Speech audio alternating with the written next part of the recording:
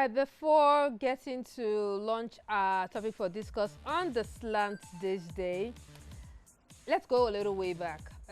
Before now, once upon a time, we get to hear of what is happening to the other person, either from the person, I travel down to your house, I tell you this, or there are phone calls. Then later on, of course, we had television. Television tell you the news. As the news happens, we get to believe this. Then, with the coming of technology, we had our online and social media.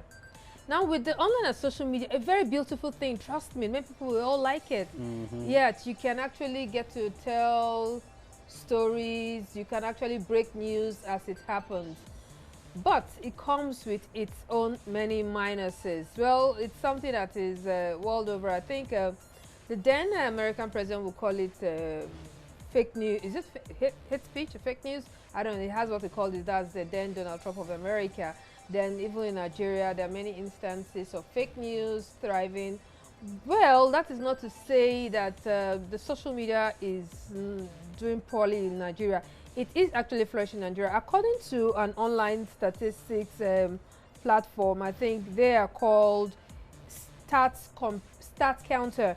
StatCounter recorded last year that Facebook had 45.46% of users of all social media platforms in Nigeria, followed by Twitter with 35.17%, Pinterest 8.8%, Instagram 5.3%, YouTube 4.6%, and LinkedIn 0.3%. This is the consumption of social media in Nigeria. And with it has come so many minuses. That even led to the federal government, the House of Reps, trying to push forward for the Protection from Internet Falsehood and Manipulation Bill 2019, where the government can actually shut down or cut off your accounts if you actually do anything that is hate speech or false news. Well, there are so many angles to discussing our social media bill. We know of many instances. I'll give you a story or two as we continue the program. But first, I will introduce myself. I am simply Cecil. Cecil is my name. And I have my friends with me. And together we will be discussing our topic for today. Should there be a limit on freedom of expression, especially on social media? That's what we'll be talking about. So let's get to meet my friends. Let's start from Aya.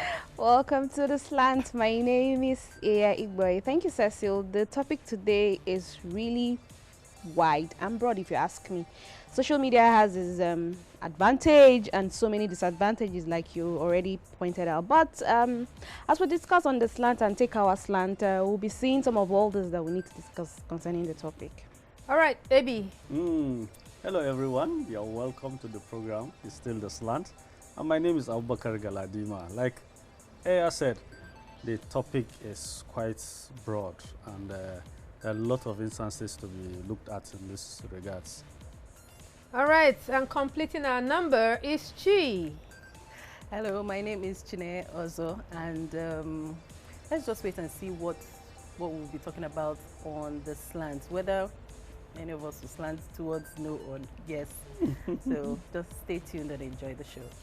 All right, while we quickly try to take our opening thoughts, I would like to appreciate our sponsors. Chine, do you want to do that for us? Yes, I would like to appreciate Queen T Fashion Empire for our outfits.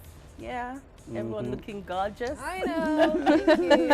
Yeah, and of course, Miko Deck Interior Company for the furniture. Yes. Yeah, thank you. All right, now I will tell you a story. A young lady, well, you know, sometimes they say problem shared, right? Is a problem half solved? Well, I don't know if that also happens on the online media. Well, sometimes it does, sometimes it doesn't. Yeah, sometimes we get people who are broke and they get to share their, and they are better off for it. We see the bread sell out on this. I mean, we see people who, yeah, so I don't know, maybe she actually thought that, okay, this is a good platform to actually try to ease off whatever is in her mind. She had some marital issues, childbearing issues, and she got to share it on social media that she was raped at the age of from the age of 7, and right now, even though she's married, she finds it difficult having intercourse with her husband and all the many. She explains some things like that, and she's seeking help.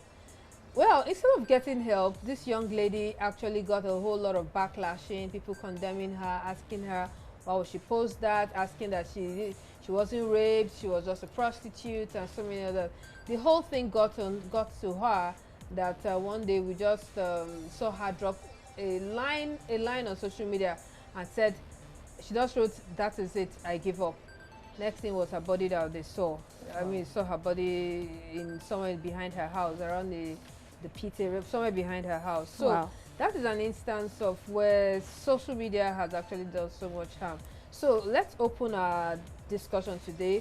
Later on, the phone lines will be open. You tell us your thoughts. What are the many? Do you think there should be limits to social media? Because the social media, trust me, is an unregulated media. Yes.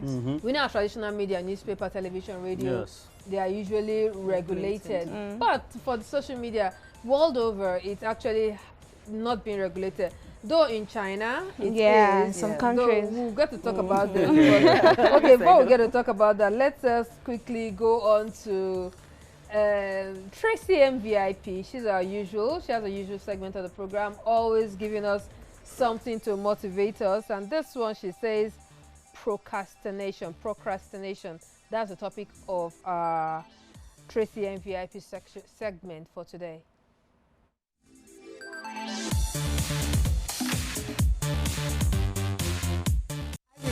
Your Zoom queen, aka Tracy MVP. Let's get talking.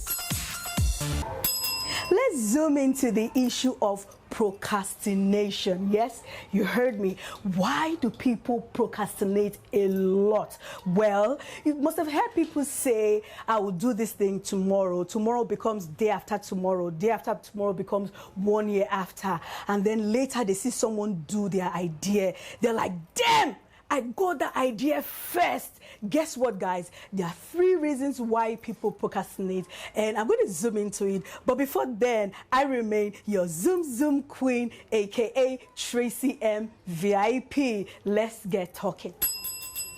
Now, the 3 reasons why people procrastinate is number 1, relevance, number 2, results, and number 3, doubts, or you can call it fear. Now, how relevant is that land or house or car is to you? It may just be, starting off a business. How relevant, of what importance, how important is that thing to you?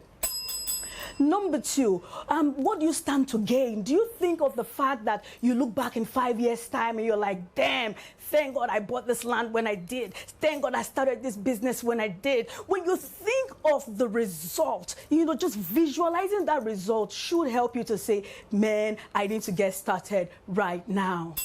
Another reason is doubt. It's natural for people to look at things and be like, is it possible for me to actually achieve this dream business? Is it actually possible for me to achieve this or that or whatever it is that you need?